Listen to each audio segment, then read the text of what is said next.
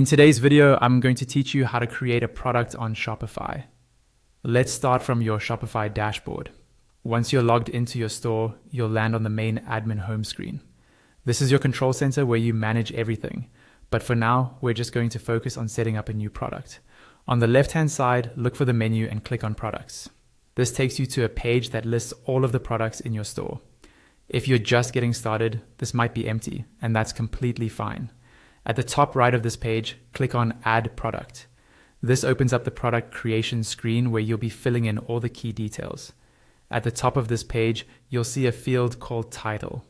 Type in the name of your product here.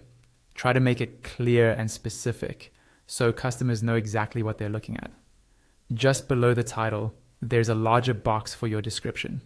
Use this space to explain what the product is, what it's made of, how it benefits the customer, and any important details like care instructions or sizing notes. Scroll down to the media section. This is where you add images or videos of your product. Click on Upload New if the files are on your computer, or choose an existing file if you've already added media to your store. Aim for clear, high-quality photos that show different angles or variations. Next, move to the pricing section. Here, type in the price you want to charge for your product. Just below that, you'll see an optional field called Compare at Price. You can use this if you want to show that the product used to be more expensive, for example, when running a sale. Below pricing, you'll find the inventory section. This is where you add how many units you have in stock.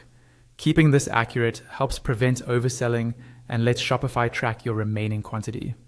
Scroll further to the shipping section. Here you can enter details like the product weight. This is especially important if you're charging shipping based on weight or using calculated shipping rates. If your product has variations, like different sizes, colors, or fits, go to the variants section and click on Add Options. You can then set up each variation so customers can choose exactly what they want. Near the bottom, you'll see the Search Engine Listing section. This controls how your product appears on search engines. You can edit the page title and description here to make it clear and appealing for people finding you through search.